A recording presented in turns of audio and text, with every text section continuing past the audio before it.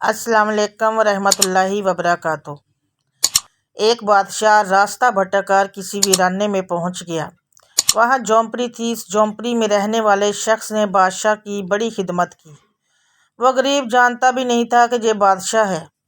مسافر سمجھ کر خدمت کی۔ بادشاہ بہت خوش ہوا۔ جب جانے لگا تو اس نے اپنی انگلی سے انگوٹھی اتاری اور کہا، تم مجھے نہیں جانتے کہ میں بادشاہ ہوں؟ یہ انگوٹھی اپنے پاس رکھو، جب کبھی کوئی ضرورت ہوگی ہمارے محل میں آ جانا۔ وہ دروازے پر جو دربان ہوگا اسے یہ انگوٹھی دکھا دینا، ہم کسی بھی حالت میں ہوں گے وہ ہم سے ملاقات کرا دے گا۔ بادشاہ چلا گیا۔ کچھ دن کے بعد اس کو کوئی ضرورت پیش آئی تو وہ دیہاتی بڑے میاں گئے محل کے دروازے پر پہنچے۔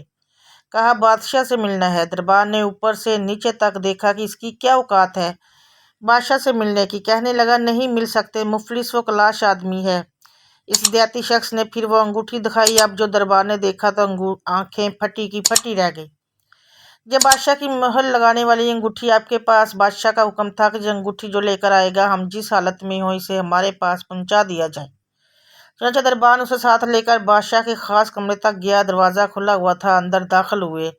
اب یہ جو شخص وہاں چل کر آیا تھا، اس کی نظر پڑی کہ بادشاہ نماز میں مشغول ہے۔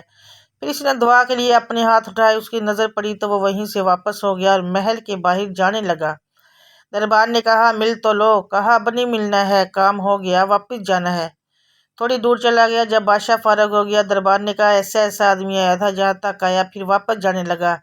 بادشاہ نے کہا، فوراً لے کر آئے، وہ ہمارا محسن ہے۔ واپس لایا گیا۔ بادشاہ نے کہا، آئے ہو تو مل لے ہوتے، ایسے کیسے چلے گئے؟ اس نے کہا، بادشاہ سلامت، اصل بات یہ ہے کہ آپ نے کہا تھا کوئی ضرورت پیش آئے تو آ جانا، ہم ضرورت پوری کر دیں گے۔ مجھے ضرورت پیش آئی تھی، میں آیا اور آ کر دیکھا کہ آپ بھی کسی سے مانگ رہے ہیں، تو میرے دل میں خیال آیا کہ بادشاہ جس سے مانگ رہا ہے کیوں نہ میں بھی اسی سے مانگ لوں۔